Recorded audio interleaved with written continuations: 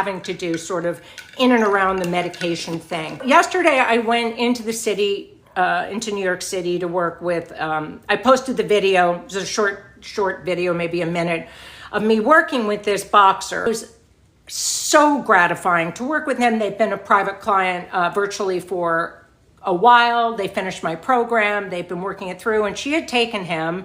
This is what I want to get to now. She had taken the dog to, and I wish she was here because I would invite her into the live, because I think it would be really important for you guys to hear her experience as a pet parent, because I think it's something that a lot of you have gone through. But when I watched the dog move, I thought there looked like there was pain in his hips. So then now the dog's history was he was born out in like Nevada or something like that, New Mexico, and he was transported as a puppy, the black boxer, to New York City. I got a slew of New York City dogs that I was working with all at once, and he goes to daycare. He's great with dogs. His struggle is, and he's a very big, powerful dog, he is completely chill at home, as so many of these dogs are. His struggle is, as I've talked to you so many times about, this peripheral vision activation. So if, and I've been working with this condition for so many years now, if some fabric is rustling in the corner of his eye, he will jump and bite at it. She lives in an apartment building. She's on the 33rd floor, so you can imagine what that elevator ride down is like. And then the location of the building is in the middle of this esplanade, which is a shopping area on the water. And on the weekends, during the week, it's near Wall Street, I think. There's so much foot traffic.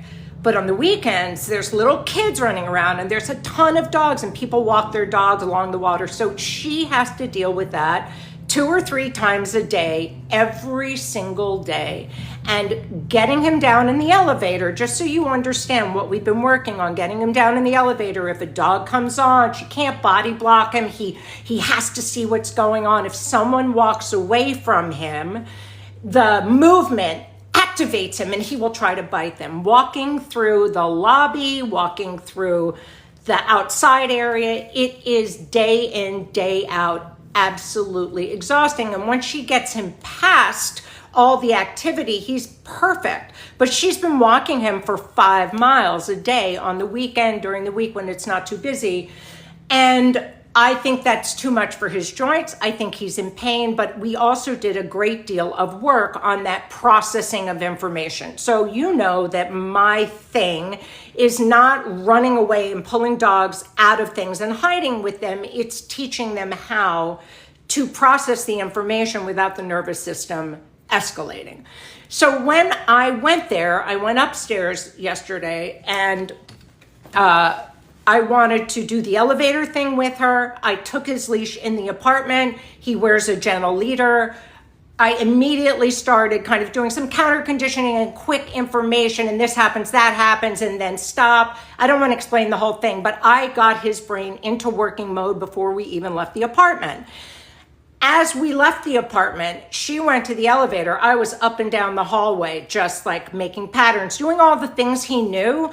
But she, even though we talked about it, she'd never actually done any kind of intentional work, like from the second that leash goes on and they're about to deal with the real world. So what so many people do, and the reason that I'm mentioning this, is because the anticipation on the part of the human and the part of the dog for where the struggles will be are so overwhelming, and the concern as to what they might do, that you lose sight of what you should be doing as the handler in advance of all of that.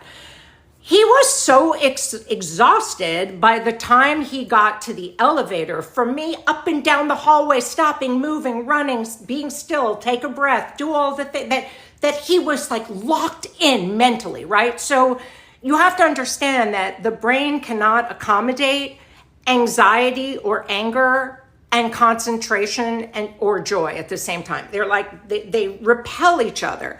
So when you have a dog who's prone to being explosive, and this dog is not dog aggressive, just keep that in mind. It's not like Jude, who wanted to, unalive every dog he ever saw or heard. This dog just copes with certain information in certain places, and he's got some key trigger dogs who both react to each other. But because he was so focused and because he was so in the zone with me, by the time we got down to the street, he was exhausted. He was just like, I want to take a nap. So what she's been struggling with is moving him through certain spaces where he's had incidents before or struggled before, and then he will plant. And she cannot get him to move. So I wanted to be very deliberate about working through each environment that she struggles in rather than avoiding all of it. That's where she lives. That's what she's got to do every day. But he showed me so much just with the focus that I had him involved in, that I walked him straight to the center of the plaza, which is what you saw in those pictures, if you saw them. And I'll share the video with you, but I didn't want to do it until I talked to you about it. It isn't going to look like much, but there were little pieces that were very important. And I'm already getting all the comments on Instagram about, yeah, she did an okay job, but she should have pulled him away, gotten his focus on her. That isn't the point of the work. I'm not trying to pull the dogs away. I'm trying to help them understand that there are no monsters in the closet and that their eyes can look without their nervous system activating, because that is in fact where the lunging and biting comes from. Is that a surprise? Oh, I wasn't expecting it. So we had children running by him. There was his arch nemesis or arch rival, or whatever you call it, this big Malinois who came out onto the plaza, sat down and faced him and was hard staring him. And I took the dog and walked him 20 feet from the Malinois. And the criticism of what I was doing was that I didn't get him to sit and give me eye contact, or I didn't pull him away. I know Instagram needs to stop. They're so dumb over there, it's painful. I mean, they're kind of dumb here too, but we weed them out. And with facing him to the Mal, he got forward in his legs and he did this thing, and then he went, "Do you see it?" And I was like, "Oh, yeah, I do. I see it." Now, the position of my hand, and then I gave her the leash to practice, and you could see the differential. These are the little tactical and strategic moments that are really important when you're handling dogs like this, is that she was constantly feeding or not feeding at all, rather than well-timed based on what was going on with the dog and her, or with the dog and the triggers. Her hand, if the dog's head was next to her leg, her hand was all the way out here. So he would almost have to drift away from her to get the treat. And then there was an energetic disconnect. I keep my hand immediately next to my leg, and the treat is held inside my palm like this. So the dog's nose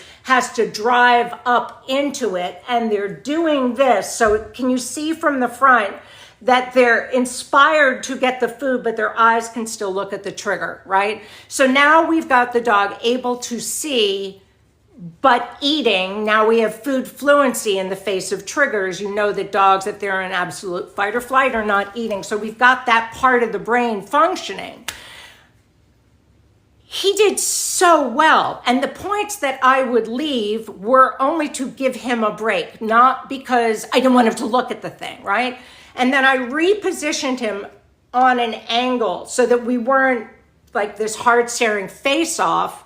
Yes, I think a lot of people do that, which is why if you take my OLR 2.0 course, it very clearly breaks down all the positions that you want and need to build up to that. He's already learned all of that. He's already learned all the capture cues and the positive interrupters. And so he was offering this on his own. I didn't have to ask him for anything. He understood the program very quickly.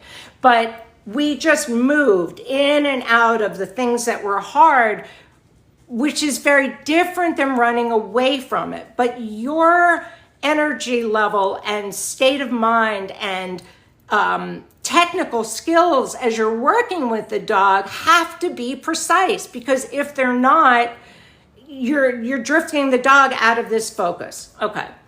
So you get the idea. I'll try to share the video with you and then do an audio breakdown of what's going on. But this is the part that I want to discuss now that you have the general lay of the land.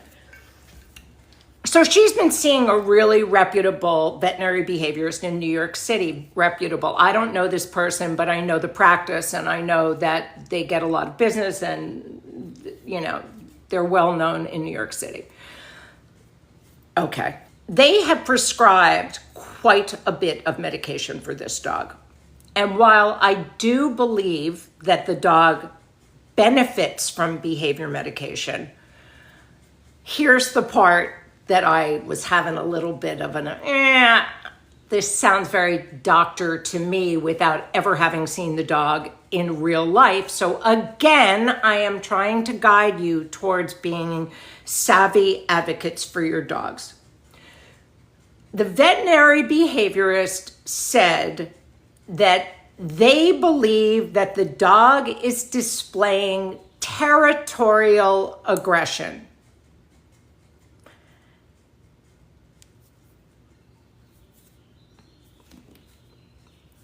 And upped the medication. Okay, so most of us, yes, yeah. And when I heard that, I went, So I had spoken to the owner the night before and offered to come in and work with them because I thought, yeah, so we're adding on more medication. The owner, because we've worked together for a long time, is smart. And she said, I don't want to add anything on right now. I want to get a baseline of where we are. Okay, super. Territorial aggression is generally a phrase that depicts behavior in the home or on the home property, right? Handler protection, very different, sometimes also goes hand in hand with territorial aggression. Handler protection is a dog that is guarding their human and doesn't want anyone approaching them. It has nothing at all to do with a dog who is reacting to unexpected stimuli outside. It has nothing to do with that at all. Dog is having a processing issue, processing information and a panic response.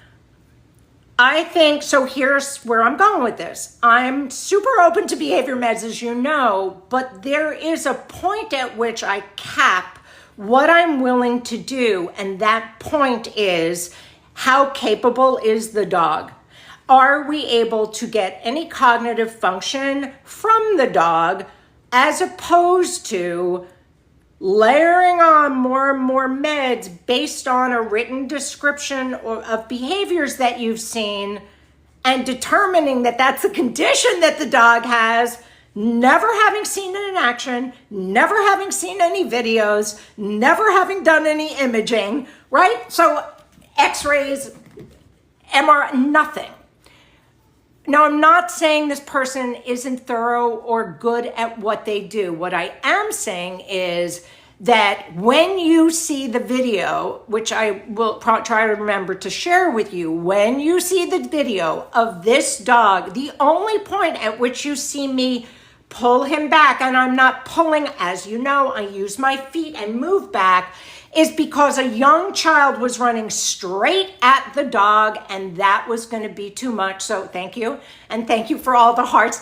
That was going to be too much. The child was too unpredictable. And I did not want to put the dog in a position of having to be, the onslaughts of this child who was probably going to run up and try and pet his face. And that might not go so well for that child. So that's the only time I very deliberately moved him out of the way. I body blocked him to kind of say to everyone behind me, back off, because I'm not going to put the dog in the position of handling it himself.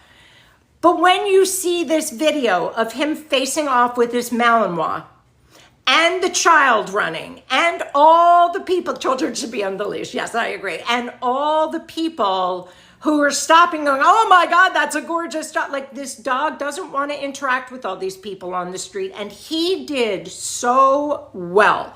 He sat down. I never commanded him because I don't do that. He looked at me to say, what's up? What do we think? He watched the other dog. He watched it straight on. He watched it for a minute. You get the idea. So the dog is very capable. Why would we layer in more meds? You see where I'm going with this? So for all the conversations that we have about medication, it must be dovetailed with behavior modification. It will not do anything on its own. So when people write to me and say, my dog's on this med or that med and it's not any better, it never will be. You have to do behavior modification. For me, the cap or guideline or gauge for whether or not the dog needs the support of behavioral medication is the point at which they are not able to think, where the stress and anxiety and cortisol, adrenaline spike happens without them being able to get better or control it or learn anything outside of the bubble of their home. If that dog is becoming a bubble dog because it's not capable of doing these things, then we want to give it as full a life as possible and help the brain find balance chemically and the nervous system be supported by gut health and all of that other stuff so the brain and the gut can talk to each other. The conversation buckets tend to be about the things that people want to talk about, know a little bit about. So it's either like behavior meds or it's behavior modification or it's dog training. But I don't see a lot of out of the box thinking or educating of people as to how to navigate with their vets or when to determine this is needed or that should be a gauge or how much more can we do. So to be able to see a dog succeed gives you a lot of information. So we have to look as much to the handler skills as we do to the dogs, but just flattening the dog out on medication will not make him any less difficult for her to handle. If anything, they can become so paranoid because they're so underwater with too much medication that they might act out even more. Kind of like a dog on too much trazodone going to the vet and fighting through it and becoming even more unmanageable.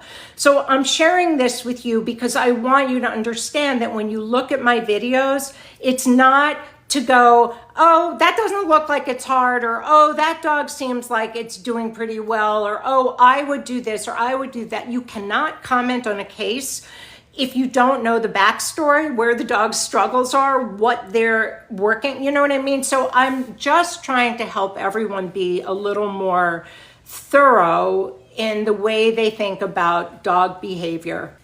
I know how desperate everybody is to get help, especially with the more layered and complex cases, but a vet prescribing more and more is without really understanding where the weak links are. I don't like that either. Not to sound cynical, but more med prescriptions, more money in that vet's pocket.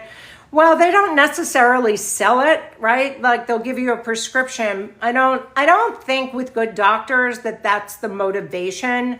It would be pretty upsetting if it was. So I would not be comfortable making that statement. You may have seen it. I'm not saying that you're wrong. I'm just saying it hasn't been something that I have come across. What I see more often is a lack of knowledge about what to prescribe if the dog needs medication, and that can be quite problematic. So all of the criticism and opinions about Maya focus on training. I've had people tell me that she needs to be corrected strongly. I have had people, which, yeah, if I want to lose a hand, that would be a good idea. And we're going to talk about that in the live and at what point corrections are not appropriate. I tend to think, generally speaking, they are not. But if you suppress any of that expression, you can lose the opportunity No, I'm not getting into that. You can lose the opportunity to teach or develop trust. And then Maya was not reactive to dogs at all. She's, you know, had pretty strong interest in dogs who yelled at her or deer who stood in the street and stared at her, but she was exceptionally manageable on leash. That wasn't her problem. So if you look at the overarching themes of that case, you'll note that number one, no, I haven't made any videos about castration. Every dog